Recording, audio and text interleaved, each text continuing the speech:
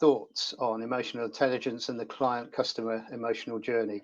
Just a very quick introduction. I was managing partner of Stephens Scown regional Southwest law firm for 8.5 years from 2010. I stepped down last April and became the Director of Strategic Innovation for the firm, with a particular focus on the customer journey and customer experience.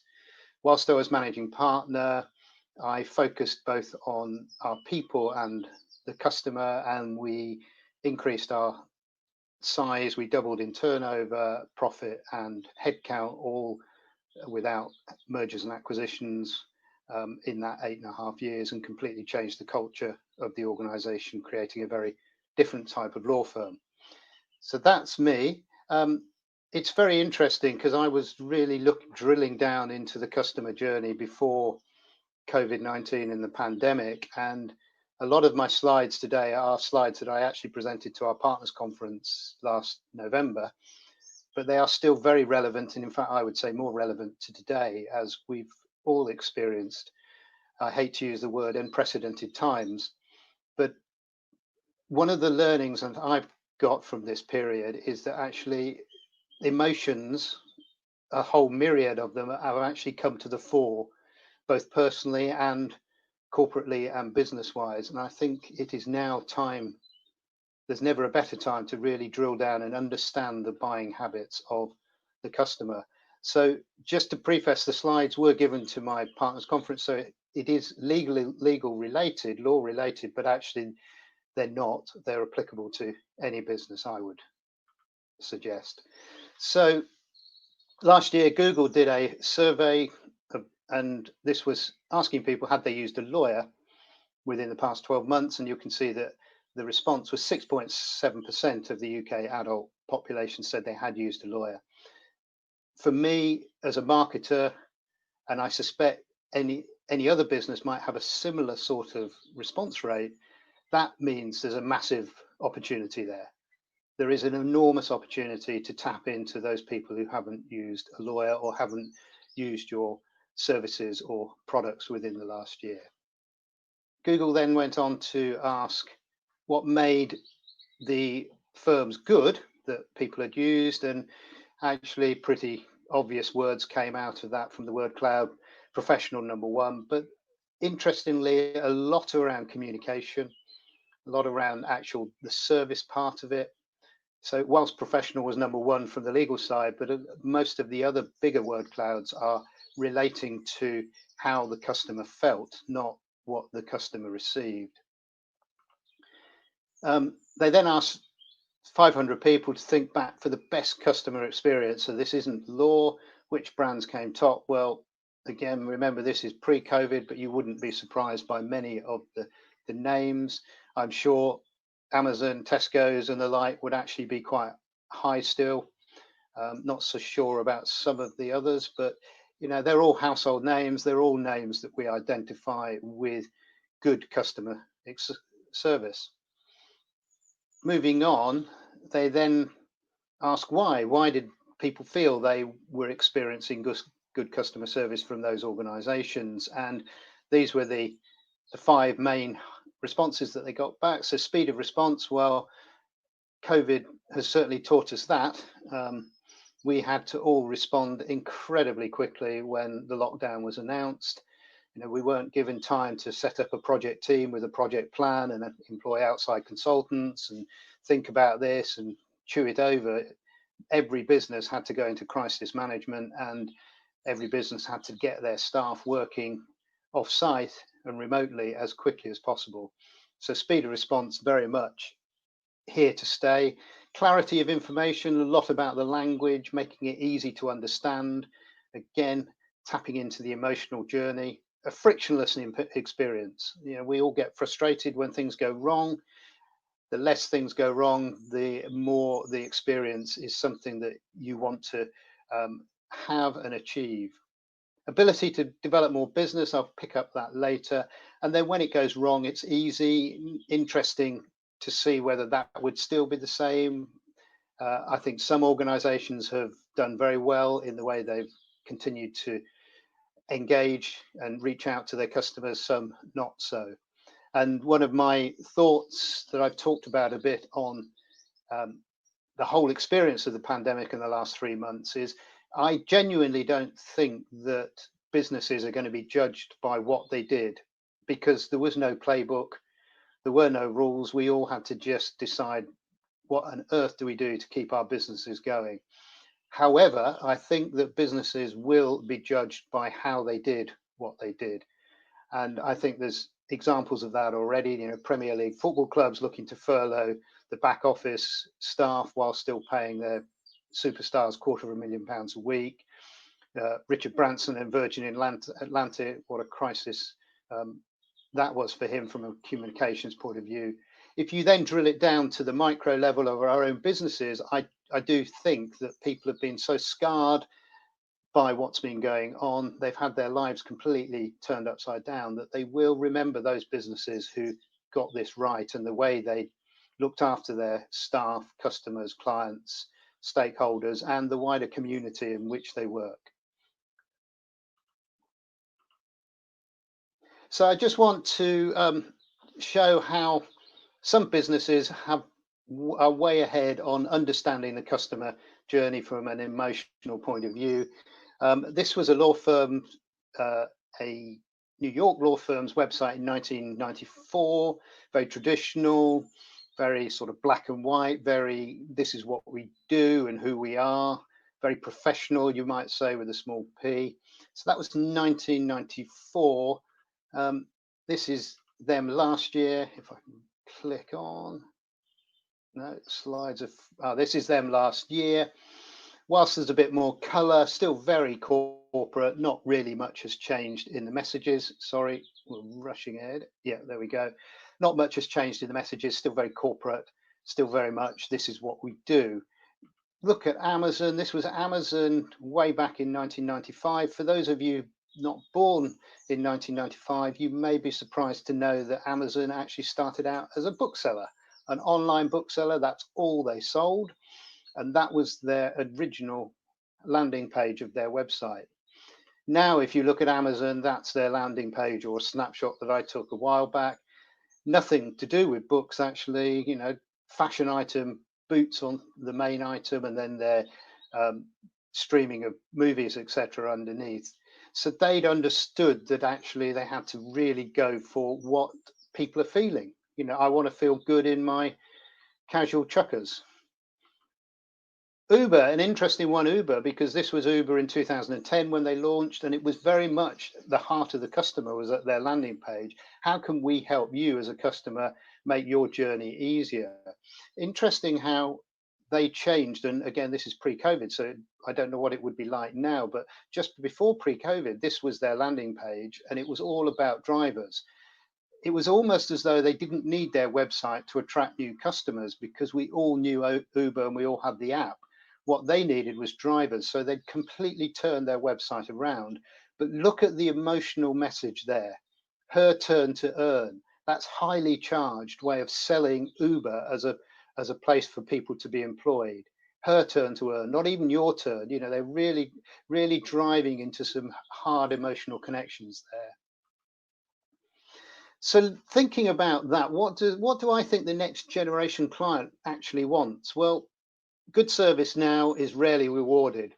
You know, you will not survive if all you aim to do is provide good service. Good service is the norm. That's what people expect. They're not really prepared to put up with anything other than good service. Interestingly as well, all the research shows that good service is immediately forgotten. So don't think if you give good service, you're going to get a cohort of people out there evangelizing your business. They will have immediately forgotten that you gave good service. It's not even a competitive advantage anymore. It's simply the price of being in the marketplace. Because actually the research shows and what my reading has led me to believe is it's now all about the experience. That's what we want as individuals. That's what we want as humans. That's what we want as buyers. An interesting quote, 1984, but so applicable to today. People won't remember what you did. They won't remember what you said, but they will remember how you made them feel. That was way ahead of his time, Evans, when he wrote that. But that is so true today. People will remember how you made them feel. Interestingly, Simon talking about his scratch cards, they would have remembered how they felt when they gave that to somebody as a card and saw their face light up as they scratched it and smelt Kentucky Fried Chicken. It wasn't what they did or what they said, it was how they were feeling.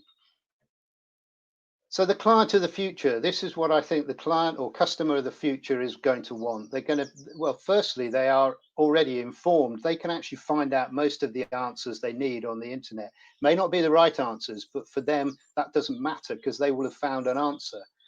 And that's one of the things certainly professional service firms have got to get their heads around, that whilst we want them to find the right answer, from their perception, they will have found an answer. They're connected. We're all connected, even more so after the lockdown. They want choice. Again, we want choice as buyers. Why should not buyers of our services want choice? They're more demanding than ever. And I think that's true of us all. But 90% of purchase decisions are made on emotions rather than facts. And actually, if you step back and just think about your own emotion buying process, you'll realize that is true. You buy on emotional feelings. Does it make me feel good? Am I going to look good in that? Will it help me? Rather than does it solve a practical problem? And here's an interesting quote from the former chief legal ombudsman. So they were the organization that deals with complaints against lawyers. And this is what he said: clients don't need what's in your head because they can find it out on the internet. As I said, anybody could actually find out any potential solution to any question on the internet. But what they need is for us to interpret, package, and systemize that knowledge to help them deploy it in the interests of what they're trying to achieve.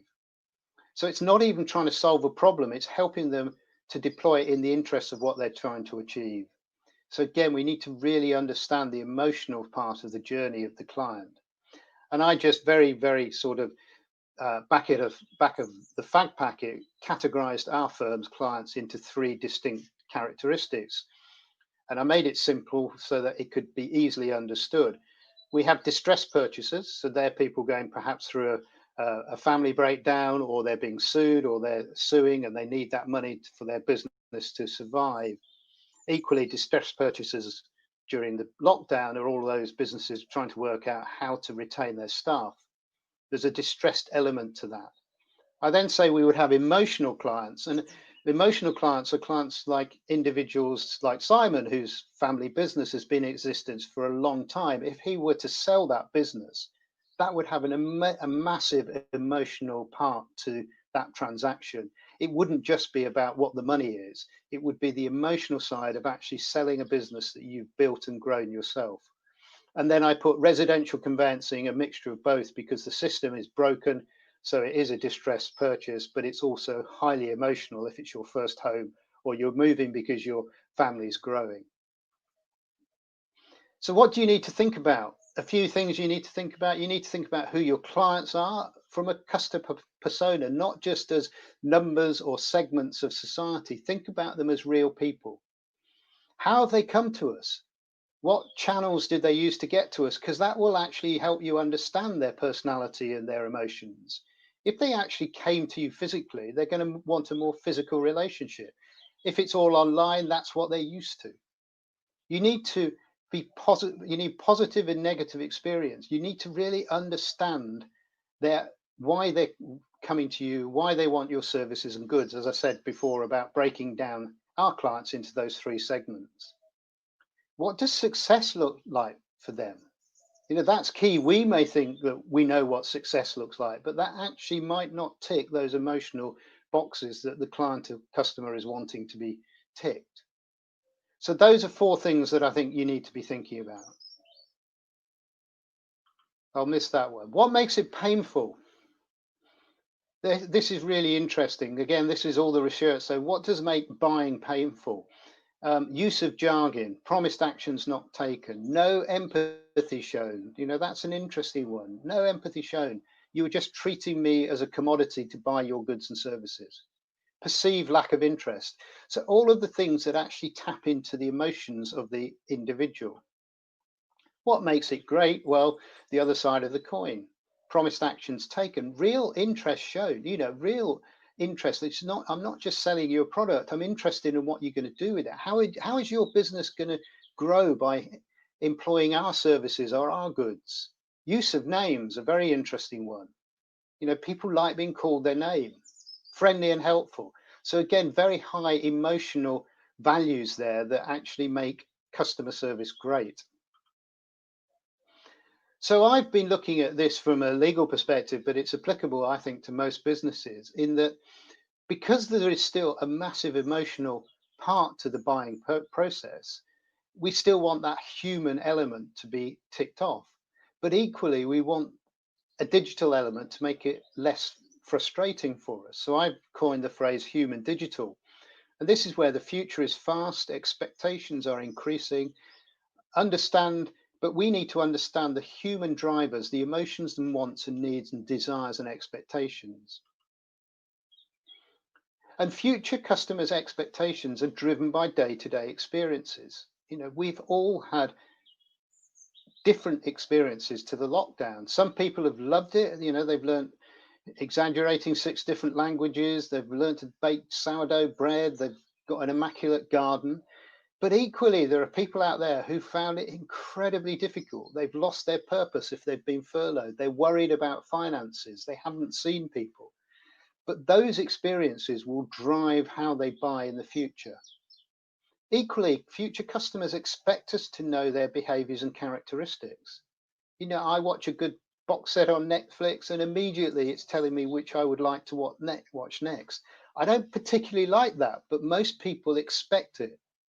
We need to really understand much more about our customers than just they bought A or B from us. As I've said, the future is hard, complex, stressful, and uncertain, not more so than the lockdown when that happened.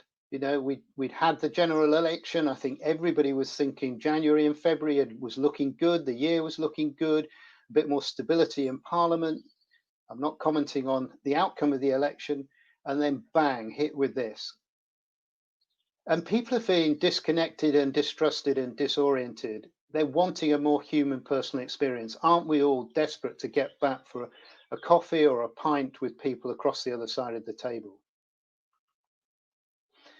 Wellness, caring, and interaction has become even more important. Now, I know lots of businesses were thinking about this before the lockdown, but it's even more important now. In particular, something that I would really recommend you think about. How are you going to reintegrate your furloughed staff into the business when you've had people working throughout the lockdown? An interesting stat, millennial parents are spending 60% more time with their children than parents of the 60s.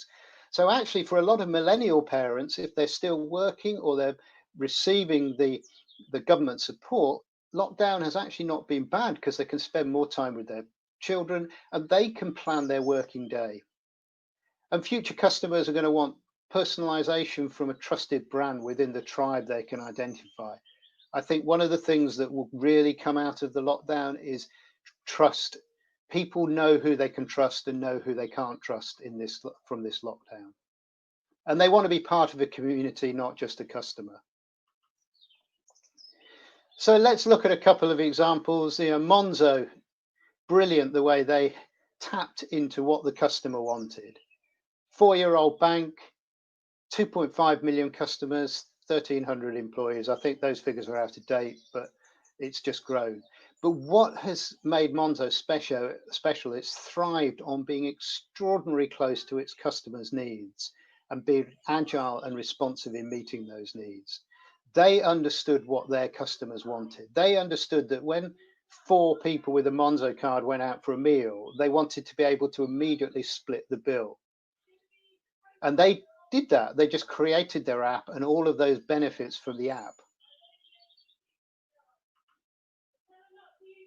So how on earth do we do this? How do we redefine how we sell and really tap into that emotional aspect of the customer journey? Well, as I said, we have to embrace technology and we've all had to really up our game on that over the last 3 months. We have to wow our customer It's not just about good customer experience, it's exceptional customer experience. And we have to create the ultimate workplace, because if you don't have your employees engaged in providing that customer experience, it's not going to work. So just a few things as to thinking about those three things. Bit of humor here. This was 1876, Sir William Preece, engineer-in-chief of the British Post Office. The Americans have need of the telephone, but we do not. We have plenty of messenger boys. Bringing a bit more up to date, 1946, head of Century Fox. Television won't be able to hold on to any market it captures after the first 6 months. People will soon get tired at staring at a plywood box every night. Oh, if he could see how many people are watching screens during the lockdown. What about this? 1996, remote shopping will while entirely feasible, will flop. And that was Time magazine in 1996. Remote shopping has absolutely boomed during the lockdown. Again, getting much more up to date now. 1981, Bill Gates, no one will need more than 637 KB of memory for a personal computer. Again, I have no idea how much memory is on my new iPhone, but I should think it's 10, 100 times than that. And then moving on, oh, we've gone, that's it. And then Steve Ballmer of Microsoft, 2007, there's no chance that the iPhone is going to get any significant market share. Well, we all know where that ended up.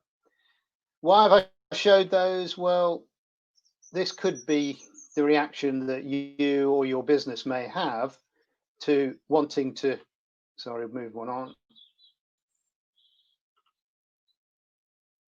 Can you go back, Simon? Mine clicker doesn't seem to be responding.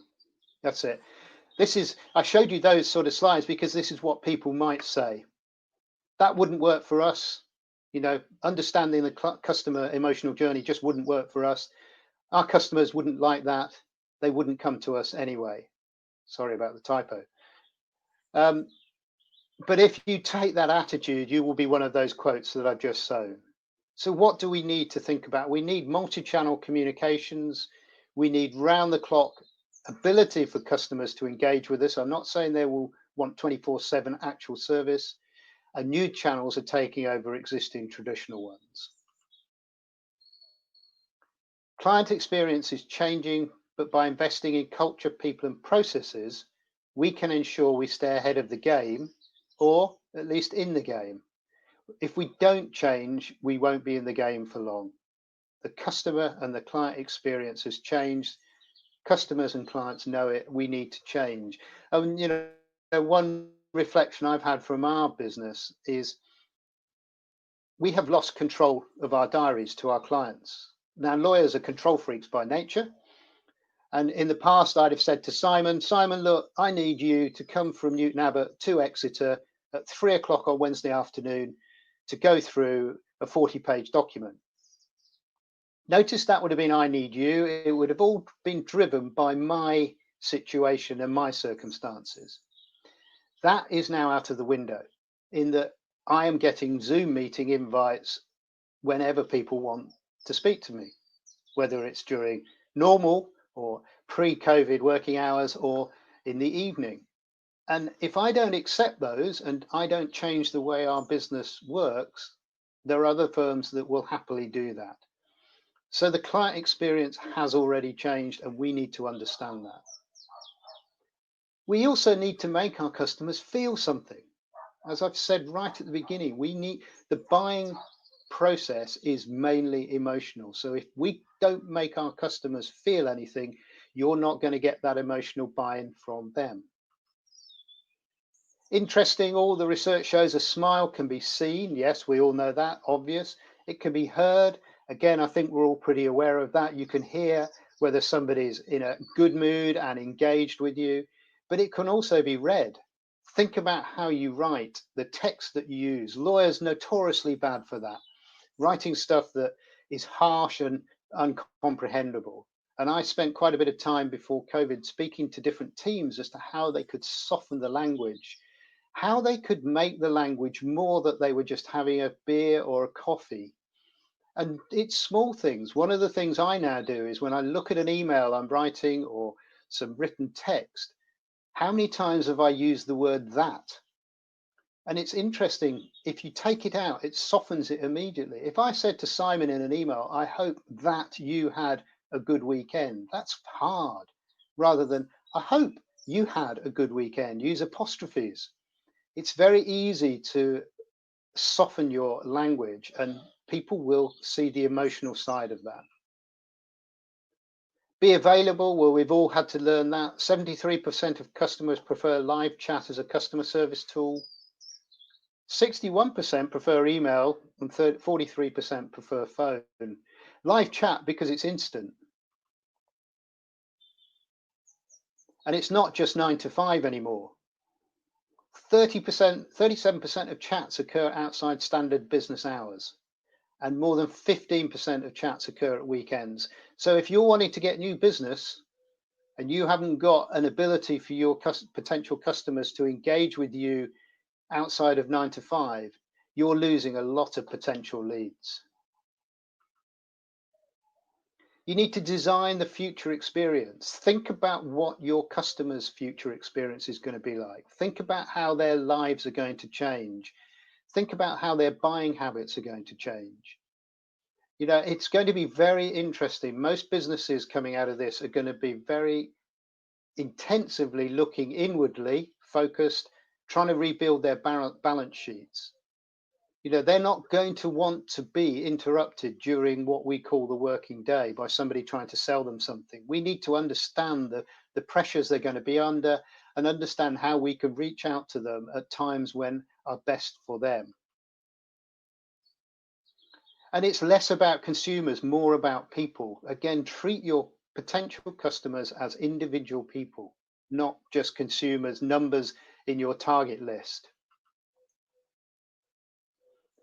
Because if you can get it right, you'll get this virtual flow. It's a busy slide, but if you can get your employees engaged, which give great client experience, you'll get loyal clients who will recommend you and you'll get strong financial results.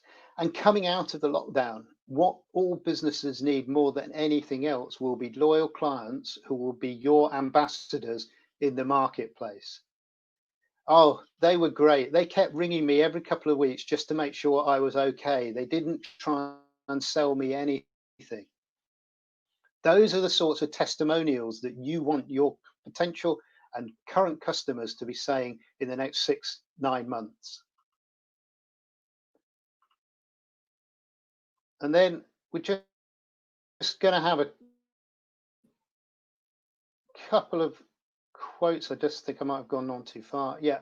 Again, this is about lawyers, so it's particular to lawyers, but oh, we've gone on back. Sorry about this.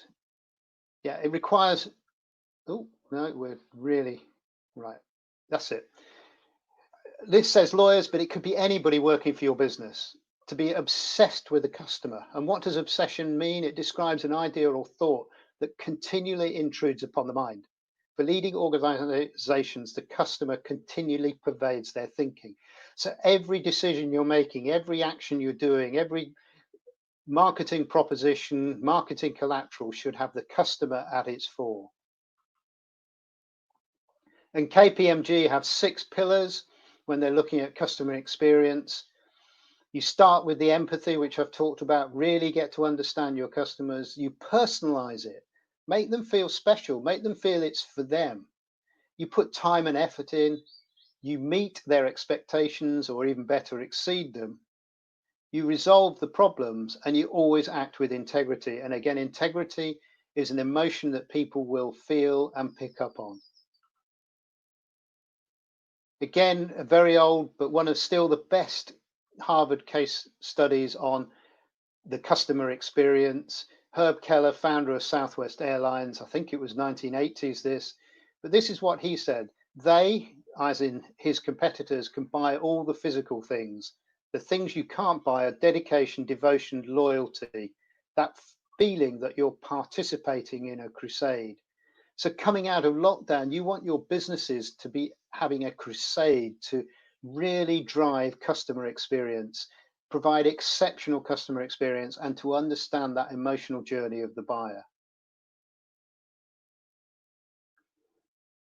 This was very, very recently. This is Stuart Fuller, Global Head of Legal Services Arm at KPMG, just after the lockdown. This is what he said to his internal team.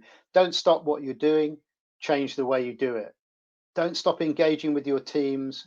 Don't stop engaging with your clients. Don't stop having client meetings or conferences or continuing legal education or insight sessions.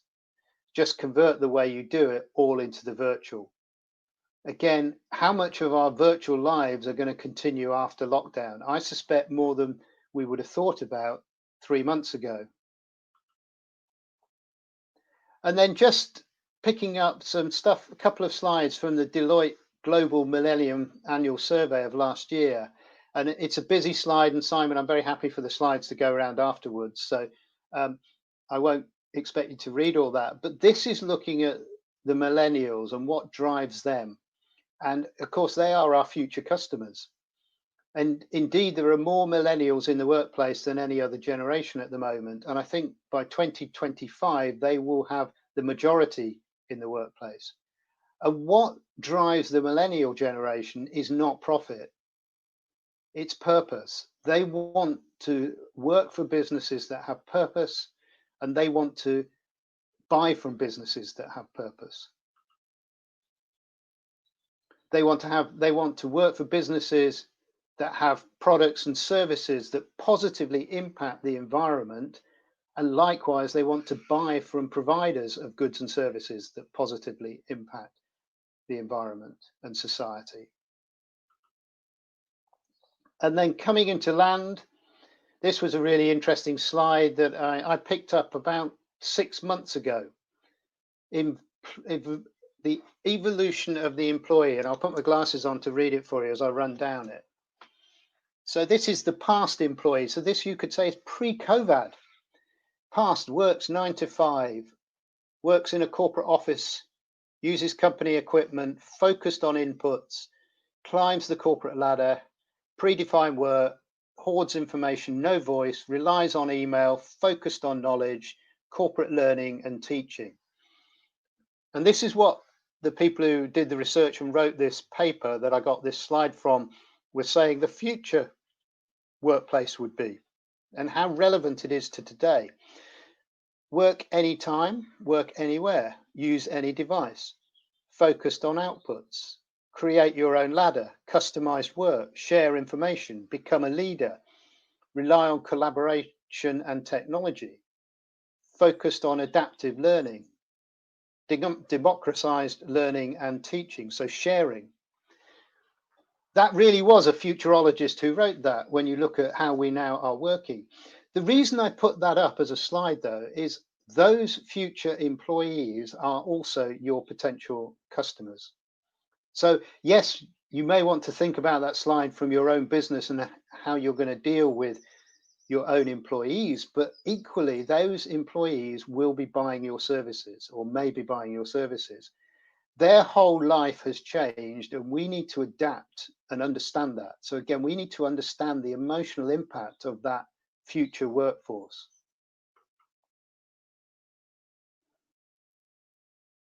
So finally, do what it says on the tin. You know, that's what it comes back to: integrity, loyalty, trust, understanding. If you say all those things and do it, you will actually secure a competitive advantage against your competitors who are not doing it. So what next? Well, that's up to you. I've given you hopefully some thoughts to ponder, to think about. Very happy if people want to contact me offline through LinkedIn or whatever to follow up on anything that I've said. Challenge me indeed. I haven't got all the answers, but I hope I've given you some food for thought about how what I was researching and thinking about 6 months ago has actually been accelerated by the last 3 months. And understanding that emotional side of your customer is going to be key to successful businesses going forward as we come out of the lockdown. Thank you. Robert, thank you very much. That was a really fascinating insight. I love what you're saying about knowledge sharing, for example, because it's occurred to me that in sharing knowledge, like you say, it's all available online anyway. People need it's more about the how you're sharing it, and whether you can break it down in such a way that not only gives people the information they need, but also gives them further questions, so that they then think, well, I need such and such a company, I need such and such a brand, because I can see that they have the knowledge, and they don't just have the knowledge to supply and answer my questions, but also the knowledge to give me ideas to expand my business. Yeah, Simon, that's really interesting, because I've done a lot of looking at LinkedIn in particular, and law firms, and I'll include Stephens Scown, but also accountancy firms, are still actually putting out their products, and they are products, in the same way they were 6 months ago. It's still very like those website slides I put up at the law firm. They're very factual, they're very sort of corporate. It's if you've got a problem with furloughing, we can help you, but here's a link to the government website. The few enlightened ones, and also most of the creatives, have immediately picked up on this emotional journey that we're all going through, and short videos about, how are you feeling, how are you feeling about your staff on furlough, to a business owner, is a much better introduction than, if you've got staff on furlough, this is what you can do, XYZ. And Yeah. it's really interesting, those short snappy videos, the amounts of comments that are getting, and the reshares, and etc. And it's just understanding that people, as you say, how you share your information is as key as to what you share. Yeah, I fully agree. Another thing that jumped out to me was what you were saying about how trustworthy our communications are after COVID, because there's more and more and more fake news out there, and in times of uncertainty, people tend to fall back on what they know and trust. So whether it's brands that they know and trust, or whether it's recommendations from people they know and trust, and those are going to be really, really important. So I think it's important for marketers to think about how how trustworthy their own channels are, and what channels they can use that are trustworthy, and also how you can start to bolster up your new business and your lead generation from things like reviews, things like referrals, recommendations. Those things are going to be really, really important, I think. Absolutely, yeah.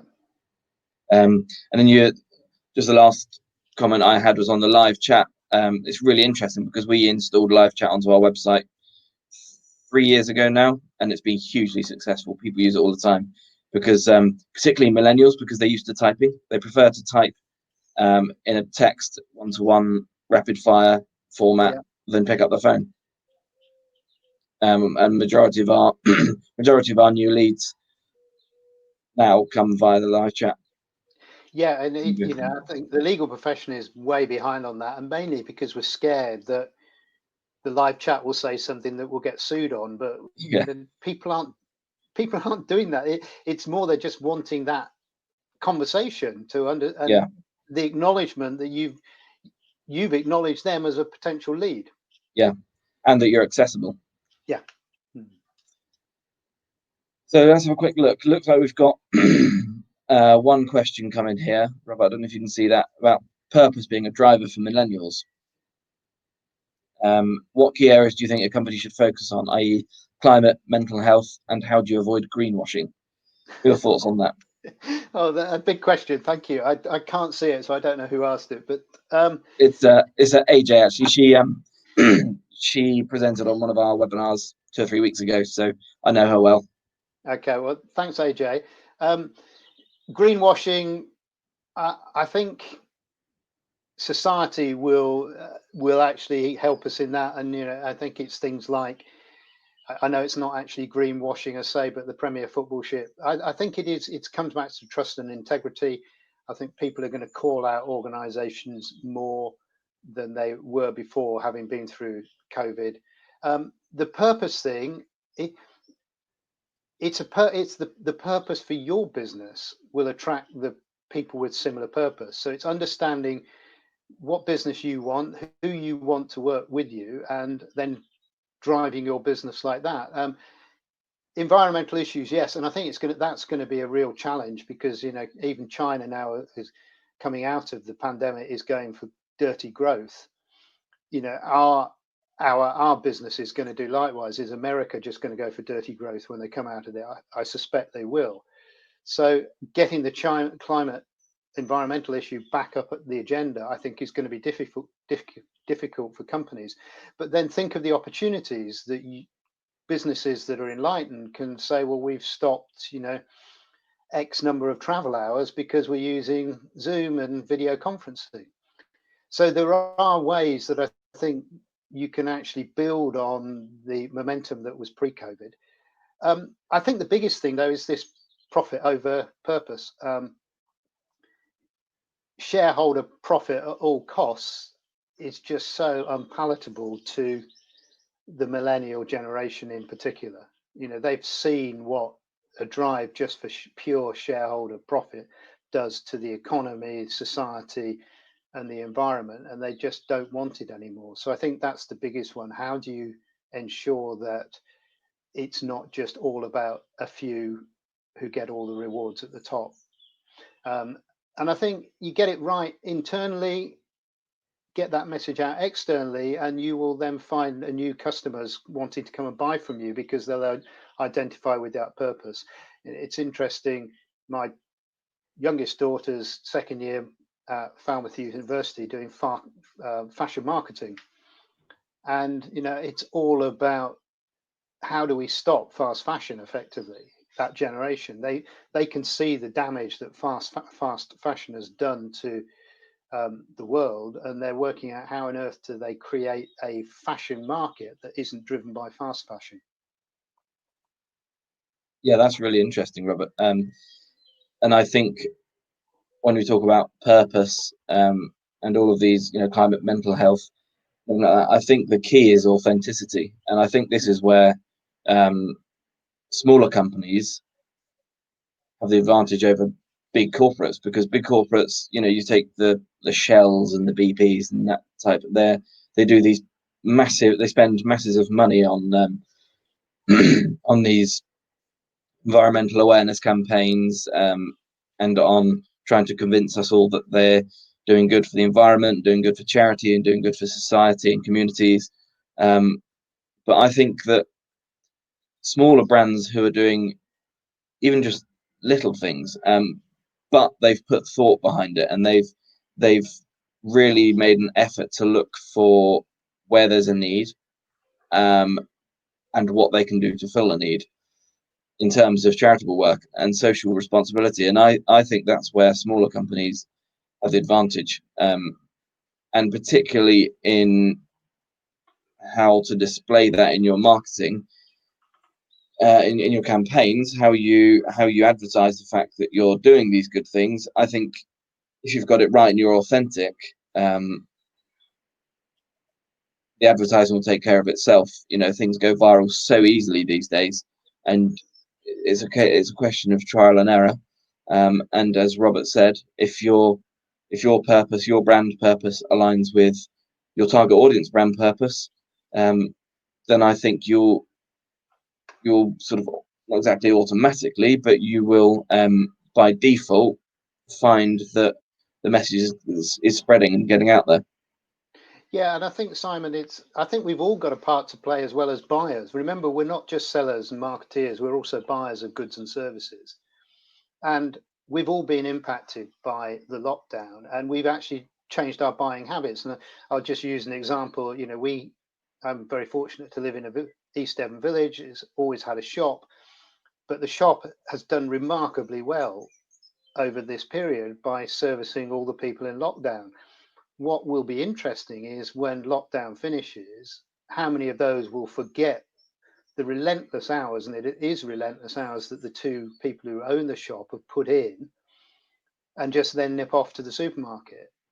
Actually, even if they spent another 10% of what they had been spending before, that shop will then survive. So I think it's we have a responsibility as consumers and buyers, but equally business has a responsibility as offering the services and goods. But if we got it right, and the West Country has been it's going to be really hit with tourism and leisure, as we all know. But if we can really start to think about actually using local, buying local, using businesses that have supported the community through this, recognizing those businesses that have actually supported the community, then it's that circle starts to be complete and gains momentum.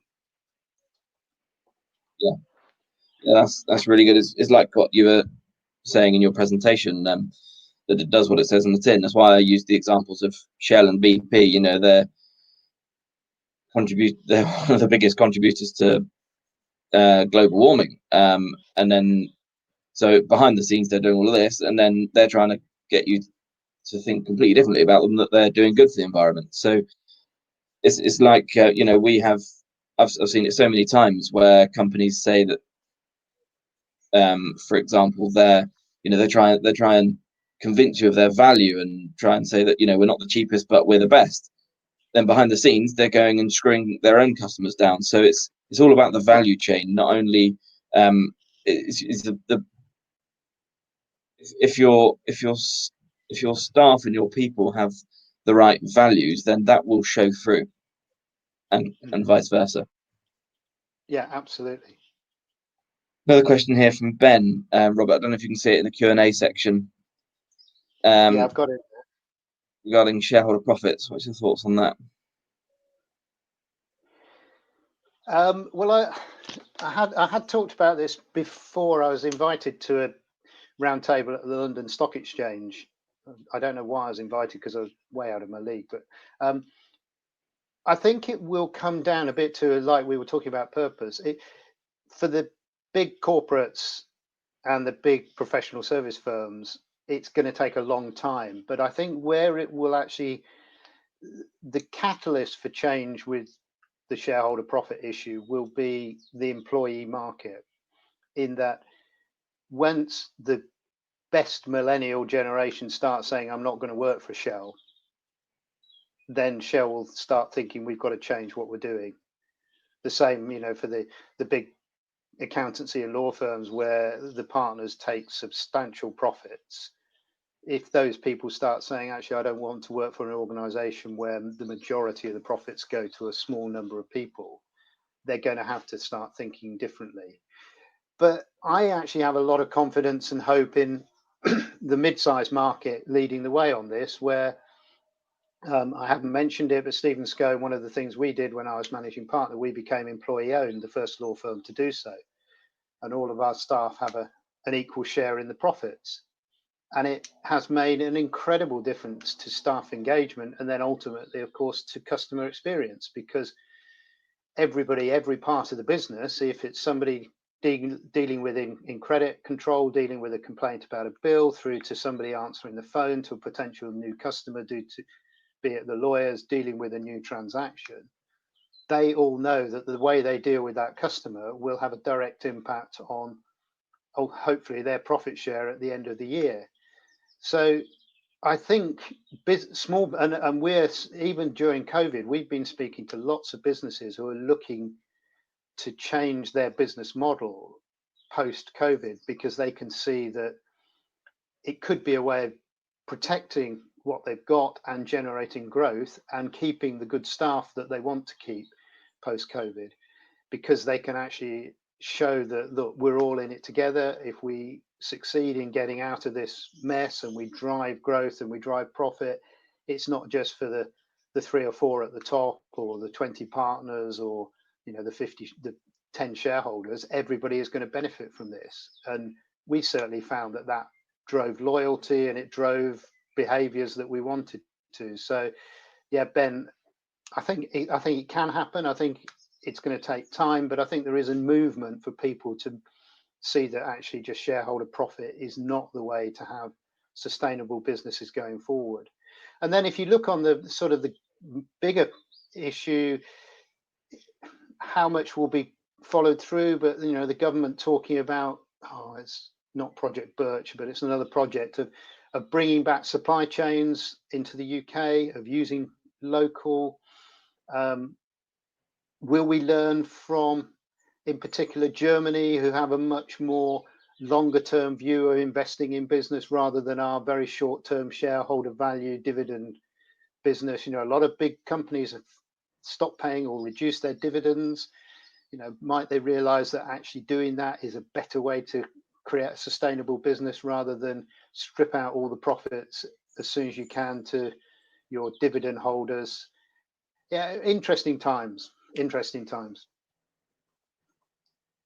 Yeah, that's great, Robert. And I think even bringing it down to small businesses, if the business owners and the board or whatever structure you have, if they're acting in a generous and fair way to staff, that will seep through to their customer relations. Because if you're invested in the brand, like Stephens Scown, where you've got, you know, employee ownership, if your employees are invested in the brand, they will naturally spread that. It'll infectiously spread on to your customers. Yeah. And like I know a lot of people say, employer loyalty equals customer loyalty. Yeah, and I think, you know, again, using law as an example, we've lost the command and control leadership model. You know, it's empowerment and delegation, which we've had to do. And then if you think about brand and marketing, we've lost that centralized control that most organizations, certainly professional service firms, like to have. And we've got to empower our staff to be our brand marketers, yeah, within guidelines, but not the control that we used to have. Because, and if they feel empowered, then, as you say, that's going to come across to the potential customers and clients. They're going to see that, going back to some of the stuff I said, that actually that individual really cares about that person as a person. Yeah, that's great. It's all really good stuff.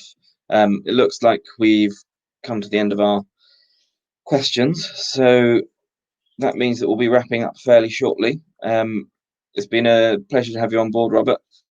It's been really, really interesting to hear what you've got to say, and I hope that everyone who's joined in today has learnt lots, taken away some things to start implementing in your own business and your own brand.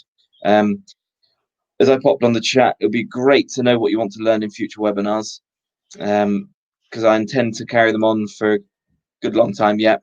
It's probably going to be a while till we can meet in person, so I want to keep these going. So it'll be great to hear your contributions. But thank you, Robert. Thanks for joining in. No, absolute pleasure. Absolute pleasure. And as I say, very happy if people want to contact me afterwards on LinkedIn, and very happy for you to share the slides, Simon. Great. I'll certainly do that. Hope everyone has a lovely weekend. Enjoy the nice sunny weather, and we will hopefully see you next time. Goodbye. Bye.